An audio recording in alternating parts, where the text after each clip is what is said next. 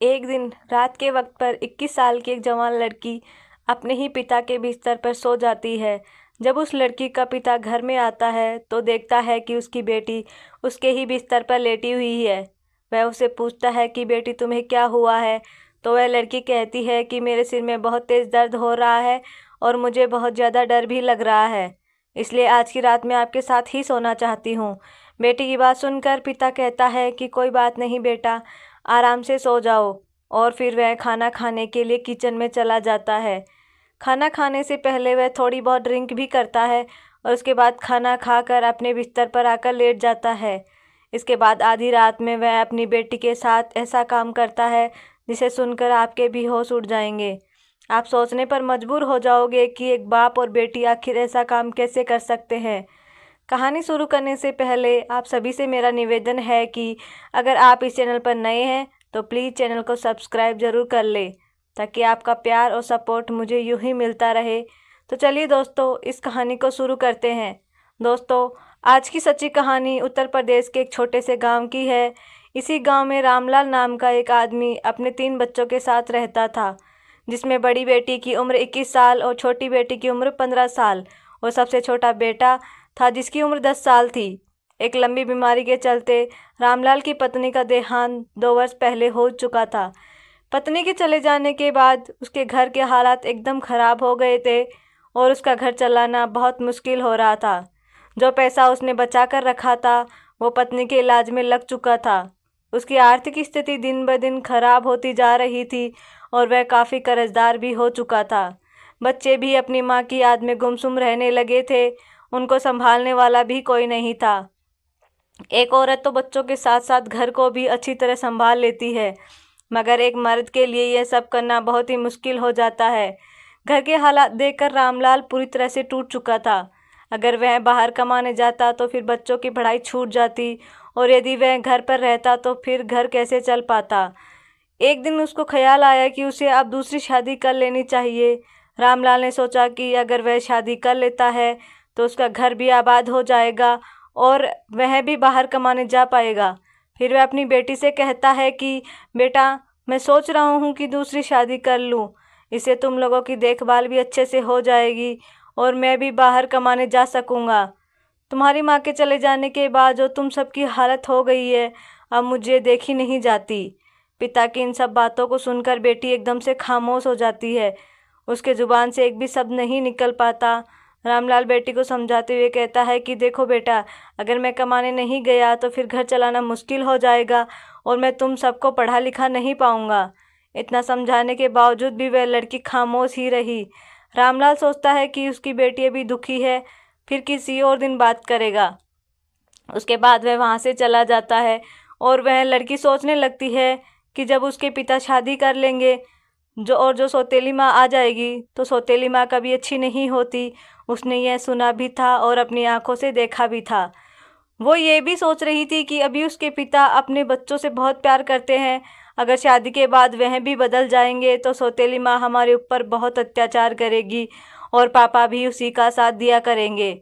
उस दिन वह लड़की रात भर सो न सकी और पूरी रात यही सब सोचती रही।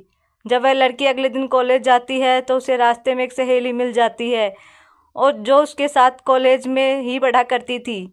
फिर वह लड़की अपनी सहेली को सारी बात बता देती है जो उसके पिता ने अपनी शादी के बारे में उससे कही थी।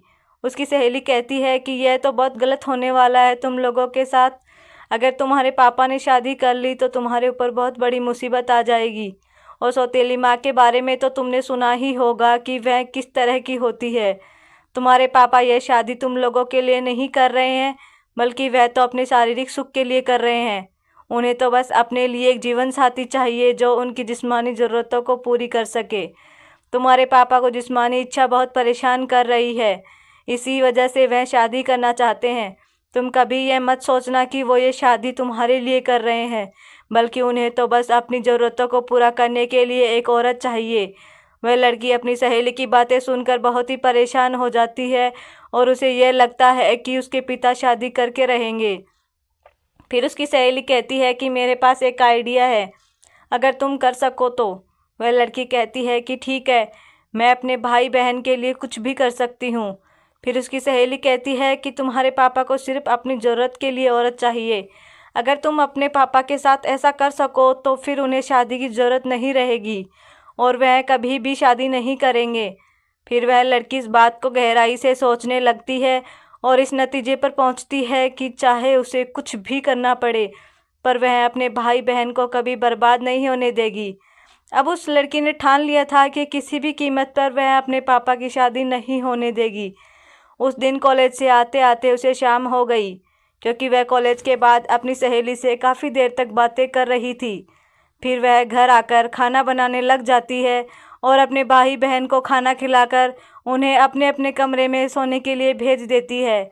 उसके बाद वह लड़की खाना खाकर अपने पापा के बिस्तर पर लेट जाती है। कुछ देर बाद उस लड़की का पिता घर आता है और जब वह देखता है कि उसकी बेटी उसके ही बिस्तर पर लेटी हुई है तो वह उससे पूछता है कि बेटी तुम्हें क्या हुआ है। तो वह कहने लगी कि पापा मेरे सिर में बहुत ज़्यादा दर्द हो रहा है और मुझे डर भी लग रहा है, इसलिए आज की रात मैं आपके साथ ही सोना चाहती हूँ। बेटी की बात सुनकर वह कहता है कि कोई बात नहीं बेटा, तुम आराम से सो जाओ। थोड़ी देर बाद खाना खाने के लिए वह किचन की ओर चला जाता है और खाना खाने से पहले थोड़ी बहुत ड्रिंक भी कर लेता है। उसके बाद वह खाना खाकर अपने बिस्तर पर आकर लेट जाता है। एक तरफ वह लड़की लेटी हुई थी और दूसरी तरफ उसके पिता थे, मगर उन दोनों के ऊपर अलग अलग कंबल थे। रात के 12 बज चुके थे, मगर उस लड़की की आंखों से नींद बिल्कुल ही गायब थी। उसके दिमाग में तो बस उसकी सहेली की बातें और सौतेली माँ की तस्वीर घूम रही थी। जब वह लड़की ख्यालों की दुनिया से बाहर आई तो उसने देखा कि उसके पिता तो गहरी नींद में सो गए हैं। फिर वह लड़की डरने का नाटक करते हुए अपने पापा के कंबल में जाकर उनके करीब हो जाती है। थोड़ी देर बाद वह लड़की धीरे धीरे अपने पापा के और भी ज़्यादा करीब होने लगती है। नशे के कारण उनका बाप भी मदहोश होने लगता है और जब तक उसे होश आया तब तक उसके अंदर का शैतान जाग चुका था, इसलिए वह खुद को रोक न सका और उसके बाद जो हुआ वो तो आप जानते ही हो। अगली सुबह जब वह सोकर उठते हैं तो दोनों ही बहुत खुश थे। उन्हें किसी भी तरह की कोई शर्म या पछतावा नहीं था। उसके बाद तो यह सिलसिला आए दिन ही चलने लगा। अब वह लड़की भी इसकी आदी हो चुकी थी और उसके बाप की भी ज़रूरतें पूरी होने लगी थी।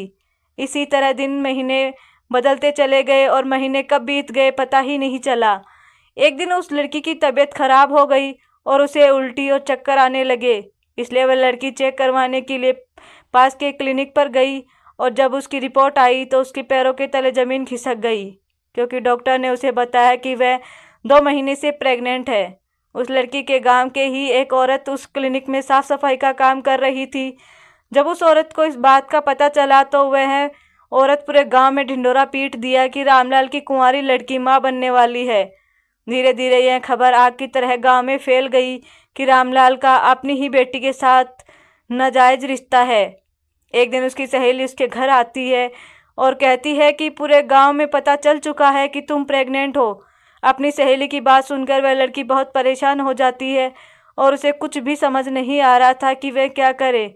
वह सोच रही थी कि अब तो उसके पिता की बहुत बदनामी हो जाएगी और वह भी किसी को मुंह दिखाने लायक नहीं रहेंगे। एक दिन शाम के वक्त वह लड़की मार्केट से कुछ सामान लेने जाती है तो रास्ते में उसे मोहल्ले के कुछ लड़के छेड़ने लग जाते हैं। गलत बातें करके उसको परेशान करने लगते हैं और उसका बहुत ही मजाक उड़ाते हैं। वह लड़की बहुत शर्मिंदा हो जाती है और सामान खरीदकर घर वापस आ जाती है। घर आने के बाद वह लड़की रात का खाना बनाने लगती है। भाई बहन और अपने पिता को खाना खिलाकर वह अपने रूम में चली जाती है। अब उसके दिमाग में सिर्फ एक ही बात चल रही थी कि उसकी और उसके पिता की बहुत बदनामी हो रही थी और वह सर उठाकर कभी भी नहीं जी पाएगी। यह सब सोचते हुए रात के करीब 1 बज चुका था।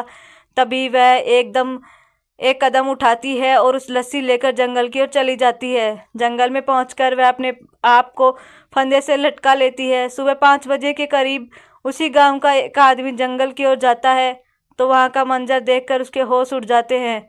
जब वह पास जाकर देखता है तो दंग रह जाता है, क्योंकि वह लड़की उसी के गाँव के रहने वाले रामलाल की बेटी थी।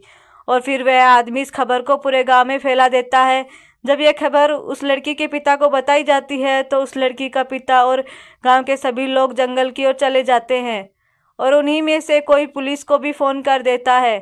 थोड़ी देर में पुलिस भी मौके पर पहुंच जाती है और उस लड़की को उतार कर उसको पोस्टमार्टम के लिए भेज देती है। जब पुलिस वहां के लोगों से पूछताछ करना शुरू करती है तो पूछताछ के दौरान लोगों ने बताया कि यह लड़की पेट से थी, इसलिए इसने आत्महत्या की है। एक आदमी ने तो यह भी बताया कि इस लड़की का अपने ही पिता के साथ नाजायज रिश्ता था और जो इस लड़की के पेट में बच्चा है वह भी इसी के बाप का है। लोग तरह तरह की बातें कर रहे थे और यह भी कह रहे थे कि भगवान ऐसे बाप बेटी किसी को भी ना दे। पुलिस फिर रामलाल को पकड़कर थाने ले जाती है और पोस्टमार्टम की रिपोर्ट के आने का इंतजार करती है।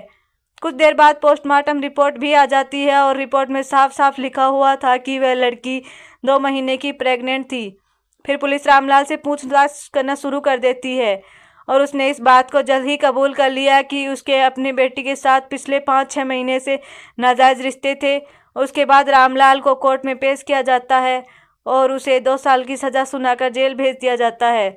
दोस्तों, कहते हैं कि बाप और बेटी को भी ज़्यादा देर तक एकांत में नहीं रहना चाहिए, नहीं तो मन में गंदे विचार आ ही जाते हैं। अगर गंदे विचारों ने किसी के मन में एक बार घर बना लिया तो फिर उसे भगवान भी नहीं बचा सकते। फिर वह इंसान कुछ ऐसा कर बैठता है जिसके कारण पवित्र रिश्ते भी शर्मसार हो जाते हैं। दोस्तों, इस कहानी को सुनाने का मकसद आपकी भावनाओं को ठेस पहुंचाना नहीं है, बल्कि आप लोगों को जागरूक और सचेत करना है। तो दोस्तों, यह थी हमारी आज की कहानी। आपको ये कहानी कैसी लगी हमें कमेंट करके ज़रूर बताएं और यह भी बताएं कि आपको किसकी गलती लगती है, पिता की, बेटी की या फिर उसकी सहेली की, जिसने उस लड़की को ये गंदा मशवरा दिया था। अगर कहानी अच्छी लगी हो तो इसे लाइक करें और चैनल को सब्सक्राइब ज़रूर करें। मिलते हैं कल एक और नई कहानी के साथ। आप अपना और अपनों का ख्याल रखें। धन्यवाद।